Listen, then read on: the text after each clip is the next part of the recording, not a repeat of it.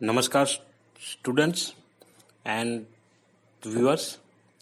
आज हम डिस्कस करेंगे लिंक डेटा एंड स्प्रेडशीट। जो लर्निंग आउटकम है serial number 2 unit 2 electronic spreadsheet advanced. तो आज हम इस वीडियो में बात करेंगे setting up multiple sheets by inserting new sheets and organising worksheets in spreadsheet software. तो आइए शुरू करते हैं आज का वीडियो। सबसे पहले हम बात करेंगे ओपन ऑफिस कैल्सी में मल्टीपल शीट्स कैसे ऑर्गेनाइज करेंगे।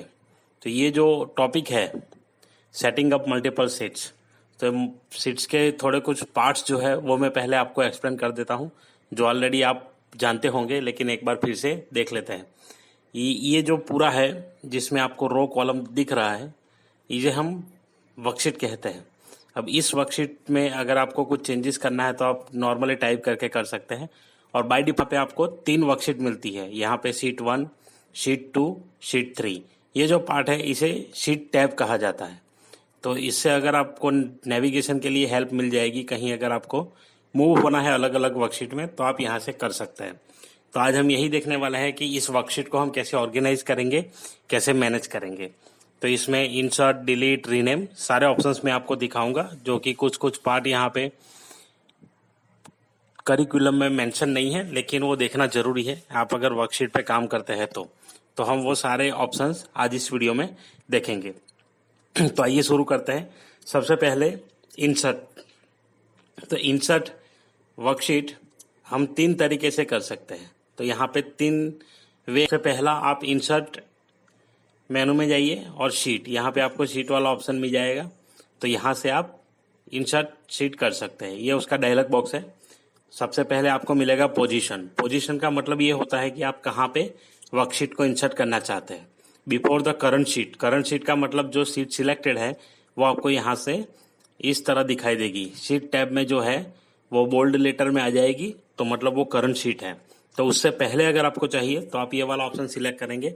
After the current sheet second option है, जो आफ्टर द करंट शीट है, तो उसके बाद मतलब शीट 1 के बाद शीट 2 की जगह पे नई वर्कशीट आ जाएगी।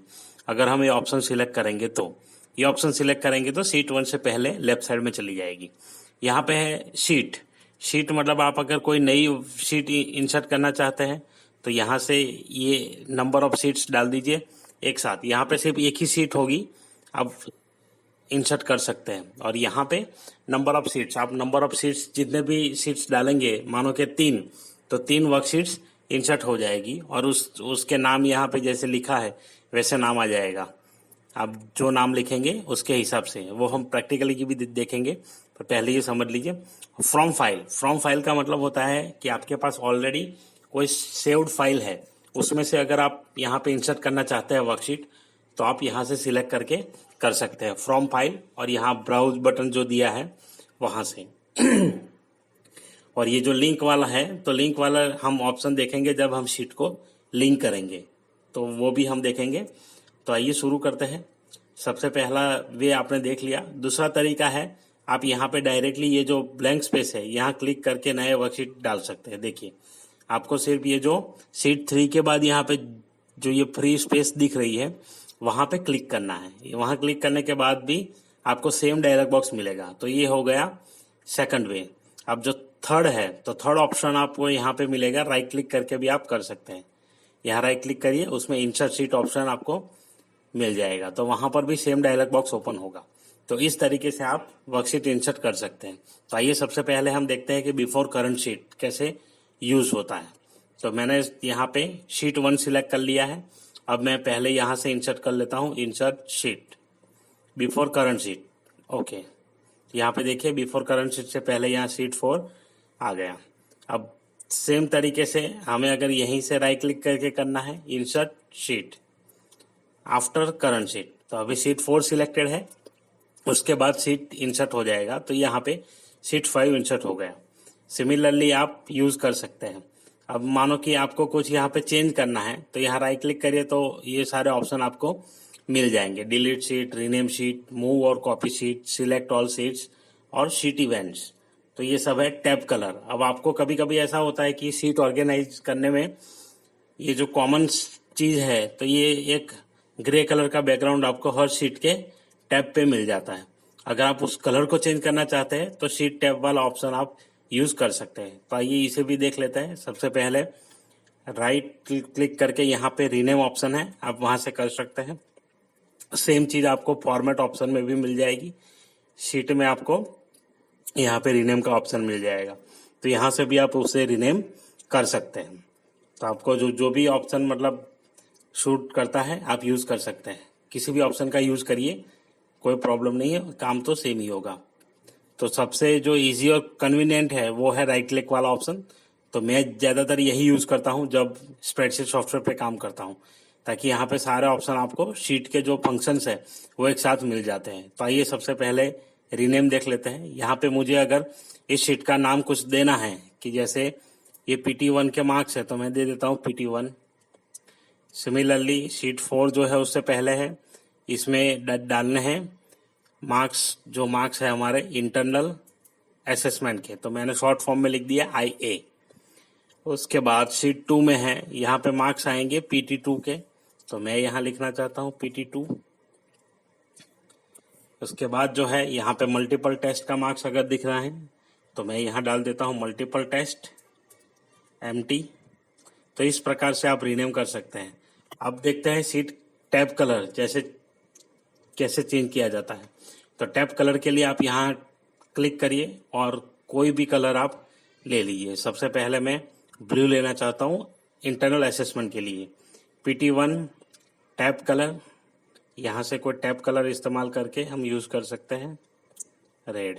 PT2 tab colour green. हालांकि ये चीजें आपके सिलेबस में नहीं है लेकिन आपको पता होना चाहिए, तो इसीलिए मैं आपको एक एक्स्ट्रा नॉलेज थोड़ा दे रहा हूँ इसके ऊपर। तो इस प्रकार से आप वर्कशीट के टैब कलर चेंज कर सकते हैं। तो इससे आपका जो फॉर्मेट है वर्कशीट का वो थोड़ा अच्छा लगेगा। तो अट्रैक्टिव बनाने के लिए ये ऑप्शन आप यूज कर सकते हैं। तो इसी प्रकार से आप चेंज कर सकते हैं कलर जितने भी वर्कशीट, मल्टीपल वर्कशीट अवेलेबल है उन सभी के ऊपर। अब देखते हैं यहाँ से इसे अगर डिलीट करना हो तो डिलीट करना भी सिंपल है। आप क्लिक करिए और सीधा डिलीट। यहाँ पर भी आप राइट क्लिक करके डिलीट कर सकते हैं। दूसरा है मूव और कॉपी शीट। मूव और कॉपी शीट कभी कभी हमें जरूरत पड़ती है कि यही वर्कशीट हमें दूसरे कोई वर्कशीट में ले जाना है, दूसरे कोई फाइल में, तो यहाँ से हम सीधा मूव और कॉपी यूज कर सकते हैं। मूव और कॉपी जो मूव ऑप्शन है वो सिर्फ किसी भी वर्कशीट में आप ले जा सकते हैं, पर वो सिर्फ मूव करेगा, मतलब यहाँ से वो शीट हट जाएगी और दूसरी जगह पहुंच जाएगी। आप जो भी डॉक्यूमेंट सिलेक्ट करेंगे, यहाँ लिखा है डॉक्यूमेंट टू द डॉक्यूमेंट, यहाँ न्यू डॉक्यूमेंट पे चाहिए तो न्यू डॉक्यूमेंट कर दीजिए। तो ये वाला जो ऑप्शन आपने किया है ये सिर्फ मूव करेगा। अभी कॉपी हमने नहीं किया है, तो देखिए मैं मूव करके देखता हूँ। ओके, तो ये देखिए PT2 यहाँ पे नए वर्कबुक में आ गया है। आपको अगर सेपरेट कर देना है उस फाइल से तो आप ऐसे यूज कर सकते हैं मूव वर्कशीट। इसका यूज होता है जब आपको सेम डेटा अलग अलग वर्कशीट में चाहिए। कभी किसी को कॉपी करके कोई स्पेसिफिक डेटा चाहिए, कुछ फिल्टर करके हम कुछ डेटा, जैसे हमने सॉल्वर में देखा था कि जो रिजल्ट आया उस रिजल्ट का डेटा हम सेव करके कहीं सेंड करना चाहते हैं, तो वहां पर भी आप ये ऑप्शन यूज कर सकते हैं। तो ऐसे अलग अलग एप्लीकेशन है इन सभी कमांड्स के। तो आप जो भी समझे उस प्रकार से जितना भी आपको कन्वीनियंट लगता है आप कोई भी ऑप्शन यूज कर सकते हैं। तो इसीलिए यहाँ से आप मूव कर सकते हैं इस वर्कशीट को। तो इसी प्रकार से मूव कर लीजिए।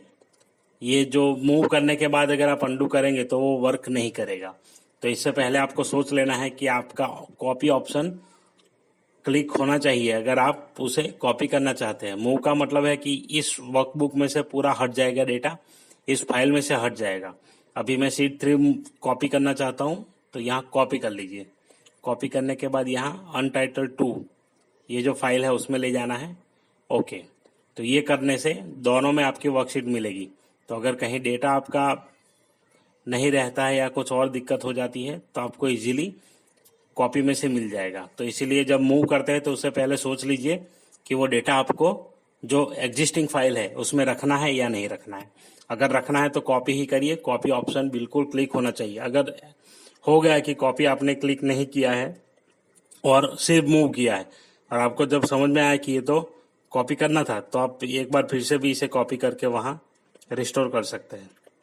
मूव और कॉपी, शीट सिलेक्ट कर लीजिए कि ये वाला, और यहाँ से डॉक्यूमेंट अनटाइटल्ड 1, और मैंने कॉपी यहाँ पे ऑप्शन जो है वहाँ पे क्लिक कर दिया है। ओके, तो अब आप देख पाएंगे कि ये यहाँ पे कॉपी हो चुका है। देखिए MT2 ऑलरेडी अवेलेबल थी और शीट 3। तो ऐसे जो भी डेटा कॉपी हो जाता है या मूव हो जाता है, आप उसे कभी भी मूव कर सकते हैं। ये जैसे इसे मुझे कॉपी करना है, कॉपी, यहाँ से डॉक्यूमेंट सिलेक्ट करिए और इस प्रकार से आप मूव, रीनेम, डिलीट और कोई भी वर्कशीट को मैनेज कर सकते हैं। तो बस आज के लिए सिर्फ इतना ही। तो आप ये सारे प्रैक्टिस करके देख लीजिए, अलग अलग वर्कशीट को इंसर्ट करके, डिलीट करके और डेटा डाल के आप एक दूसरे में इसको मूव करके देखिए, तो आपको भी इसका अभ्यास हो जाएगा। और अगले वीडियो में हम देखेंगे create reference to other sheets by using keyboard and mouse, ठीक है। और दूसरा देखेंगे create reference to other documents. जो फर्स्ट ऑप्शन है create reference to other sheets by using keyboard and mouse, वो सिर्फ एक ही शीट में, मतलब इसी फाइल के अंदर हम मूव करेंगे और रेफरेंस क्रिएट करेंगे। इसका इसमें जैसे हमने कंसोलिडेट में किया था, सेम उसके जैसा ही आपको लगेगा। तो वो यहाँ पे यूज करेंगे। और create reference to other documents, तो अदर डॉक्यूमेंट्स मतलब दूसरे फाइल से यहाँ पे डेटा लिंक करके लाएंगे। तो हम वो देखेंगे अगले वीडियो में। तब तक के लिए प्रैक्टिस करिए, अच्छा अभ्यास करिए और ये सारे ऑप्शंस आप देख लीजिए। अगर आपको वीडियो अच्छा लगा है तो लाइक तो जरूर बनता है, तो लाइक कर दीजिए। अगर आप कुछ नया सीख रहे हैं, आपको मज़ा आता है कुछ सीखने में, और ये सारी प्रैक्टिस जब आप करते हैं तो अगर कोई डाउट या क्वेरी कुछ भी आता है तो आप यहाँ मुझे कमेंट करके बता सकते हैं। नीचे डिस्क्रिप्शन में मेरा फेसबुक का जो पेज है उसका भी लिंक है, ईमेल आईडी है। आप कभी भी कमेंट या तो मुझे ईमेल कर सकते हैं अगर कोई डाउट है तो अब अभी तक आपने चैनल भी सब्सक्राइब नहीं किया है तो सब्सक्राइब कर लीजिए।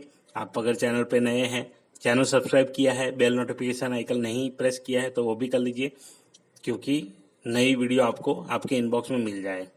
तो आप देखते रहे वीडियोस।